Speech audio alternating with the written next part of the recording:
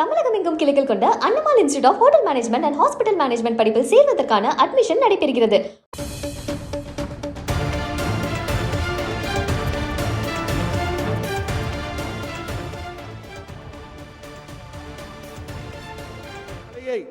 சிக்கந்தர் மலை என்று சொல்லக்கூடிய துணிச்சல் இந்த திமுக அரசுக்கு வந்திருக்கிறது.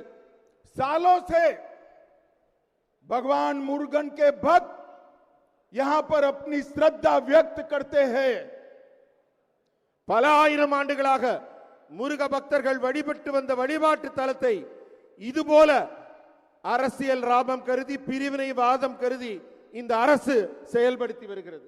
और भाइयों बहनों, मैं तमिलनाडु की जनता को करबद्ध विनती करने आया हूं कि मुर्गा भक्तगल मनाडू में आप बढ़ चढ़कर हिस्सा लेकर इनको अपनी ताकत का परिचय कराइए, भक्तों की ताकत का परिचय कराइए.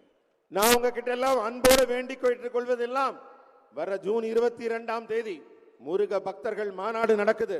நீங்க ஒவ்வொரு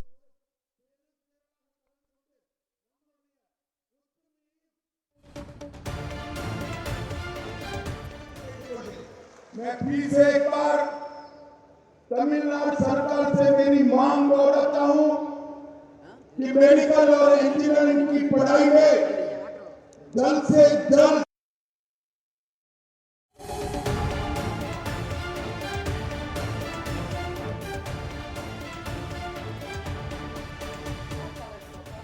திமுக அரசு 100% தோல்வி அடைந்த அரசு என்று மதுரை வந்திருக்கும் மத்திய உள்துறை அமைச்சர் அமித்ஷா தெரிவித்திருக்கிறார். உயர் கல்வி அனைத்தையும் தமிழில் செய்வதற்கு என்ன தடை இருக்கிறது? விரைவில் நான் தமிழக அரசை கேட்பதெல்லாம் இன்ஜினியரிங் பாடத்திட்டம் உடனடியாக தமிழில் இயற்றப்பட வேண்டும். और भाइयों बहनों, मैं आज स्टालिन जी को ये भी अपील करने आया हूं. हमारे मोदी जी ने सेंगोल को संसद में स्थान देकर पूरे तमिलनाडु का सम्मान किया है. कभी मोदी जी को एक धन्यवाद का पत्र लिख देना भाई. நான் ஸ்டாலின் அவர்களை கேட்கிறேன், தமிழ்நாட்டின் மரபு சின்னமான மன்னர்கள் கையாண்ட அந்த செங்கோலை நாட்டின் உயர்ந்த இடத்திலே கொண்டு சென்றாரே நம் பாரத பிரதமர் மோடி அவர்கள், அவர்களுக்கு நீங்கள் ஒற்றை வரியாவது தமிழ் மரபை உயர்த்தி பிடித்த மோடி அவர்களுக்கு நன்றி சொன்னீர்களா? भाइयों बहनों, जब मोदी जी प्रधानमंत्री बने, देश की अर्थव्यवस्था इकोनॉमी 1.9 ट्रिलियन की थी और आज 11 साल में इसको 4.19 ट्रिलियन की और दुनिया का चौथे नंबर का अर्थतंत्र आज हम बन चुके हैं.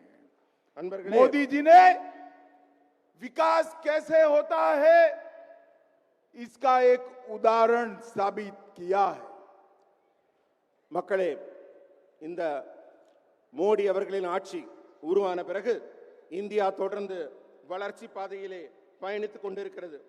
இந்த சாதனைகளின் உச்சமாக 11 ஆண்டுகால ஆட்சியிலே மோடி அவர்கள் ஆட்சியில் இந்தியாவின் भाइयों बहनों, स्टालिन जी हर बार कहते हैं कि आपने तमिलनाडु को क्या दिया.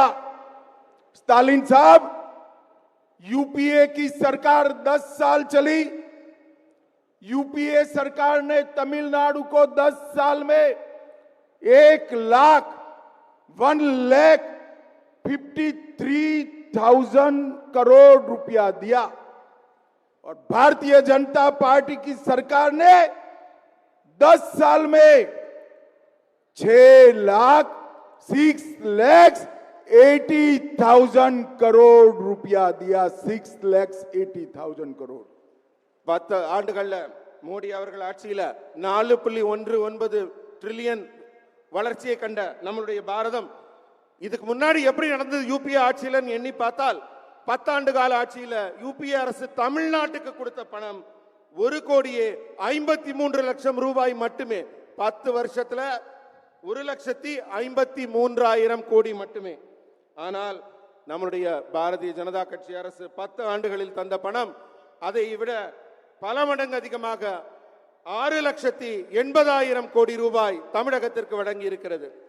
और इसके अलावे रोड्स के लिए 63,000 करोड़, रेलवे के लिए 77,000 करोड़ और एयरपोर्ट के लिए 3,500 करोड़ रुपया देने का काम किया. சாலைகள் மேம்பாட்டிற்காக 63,000 கோடியும், கட்டுமான பணிகளுக்காக 77,000 கோடியும், ஏர்போர்ட் கட்டுவதற்காக 3,500 கோடியும் மத்திய அரசு தமிழகத்திற்கு நேரடியாக வழங்கி இருக்கிறது.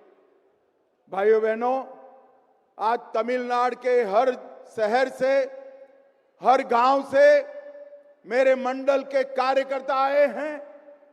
यहां से आप जब आपके गांव में जाएंगे, शहर में जाएंगे, टाउन में जाएंगे, मेरा आपसे एक ही अनुरोध है, जब तक तमिलनाडु में डीएमके सरकार को नहीं हटाते, हम किसी को आराम करने का अधिकार नहीं. பல ஊர்களிலிருந்து, பல பகுதிகளிலிருந்து இங்கு திரளாக வந்திருக்கும் பாரதிய ஜனதா கட்சியின் தொண்டர்களாகிய உங்கள் ஒவ்வொருவரையும் நான் கேட்பது என்னவென்றால், நீங்க திரும்ப ஊருக்கு போவீங்க, உங்களுடைய எண்ணம், உங்களுடைய சிந்தனை, உங்களுடைய செயல்பாடு எல்லாம் எப்படி இருக்க வேண்டும் என்றால், திமுக ஆட்சியை எப்படி அகற்றப் போகிறோம், எப்போது அகற்றப் போகிறோம், என்ன செய்ய வேண்டும் என்ற சிந்தனையில் நீங்கள் தொடர்ந்து இருக்க வேண்டும்.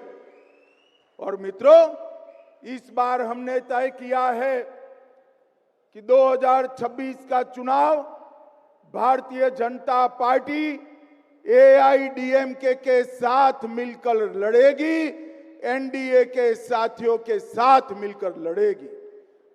அன்பர்களே, வரப்போகிற 2026 ஆண்டுக்கான தேர்தல் நம்முடைய பாரதிய ஜனதா கட்சியும் இங்கே கூட்டணி ஆட்சியில அதிமுகவுடன் இணைந்து என்டிஏ கூட்டணி இங்கு தேர்தலை சந்திக்க இருக்கிறது.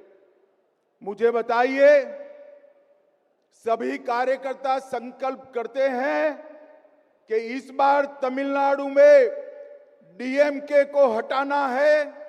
நீங்க எல்லாரும் எனக்கு இப்ப பதில் சொல்லுங்க. நீங்க அத்தனை பேரும் திமுகவை ஆட்சியிலிருந்து அகற்ற தயாராக இருக்கிறீர்களா?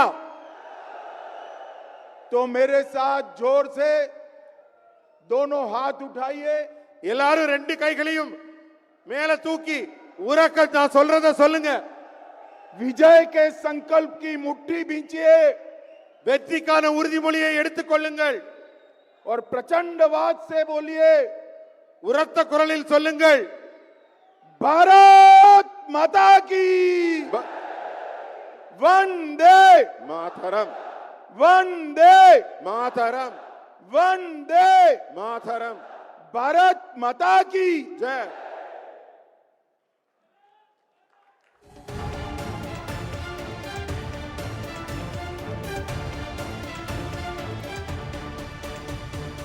தோல்வியடைந்த அரசு என்று மத்திய உள்துறை அமைச்சர் அமித்ஷா மதுரையில் நடைபெற்றுக் கொண்டிருக்கிற பாஜக கூட்டத்தில் தெரிவித்திருக்கிறார். 2026 தேர்தலில் அதிமுக பாஜக கூட்டணி ஆட்சி அமைக்கும் என்றும் மத்திய உள்துறை அமைச்சர் அமித்ஷா மதுரையில் தெரிவித்திருக்கிறார். மதுரையில் நடைபெற்று வரும் பாஜக மாநில, மாவட்ட, மண்டல கூட்டத்தில் மத்திய உள்துறை அமைச்சர் அமித்ஷா உரையாற்றியிருக்கிறார். தன்னுடைய உரையில் மத்திய அரசின் திட்டங்கள் தமிழக மக்களுக்கு கிடைக்காமல் திமுக தடுக்கிறது என்று மத்திய உள்துறை அமைச்சர் அமித்ஷா குறிப்பிட்டிருக்கிறார். மேலும் திமுக அரசு 100% தோல்வியடைந்த அரசு என்றும் மத்திய உள்துறை அமைச்சர் அமித்ஷா தன்னுடைய உரையில் குறிப்பிட்டிருக்கிறார். பாஜக தமிழ்நாட்டிற்கு ரூபாய் 6,80,000 கோடி வழங்கியிருப்பதாக அமித்ஷா தெரிவித்திருக்கிறார். மதுரையில் பாஜக மாநில, மாவட்ட மற்றும் மண்டல நிர்வாகிகள் கூட்டம் நடைபெற்று வருகிறது. கூட்டத்தில் உரையாற்றி இருக்கக்கூடிய மத்திய உள்துறை அமைச்சர் அமித்ஷா திமுக ஆட்சியை அகற்றுவது குறித்து மட்டுமே பாஜகவினர் சிந்திக்க வேண்டும் என்று குறிப்பிட்டிருக்கிறார்.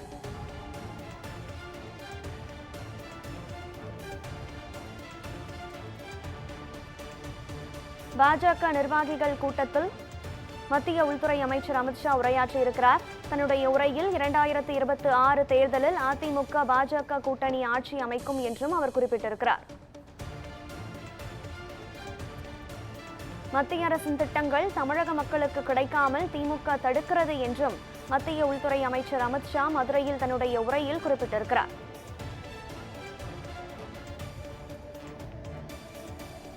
வாலாட்டினால் மீண்டும் அவர்கள் இடத்திற்கே சென்று பயங்கரவாதிகள் அழிக்கப்படுவார்கள் என்று ஆபரேஷன் சிந்தூர் குறித்தும் மத்திய உள்துறை அமைச்சர் அமித்ஷா மதுரையில் தன்னுடைய உரையில் குறிப்பிட்டிருக்கிறார்.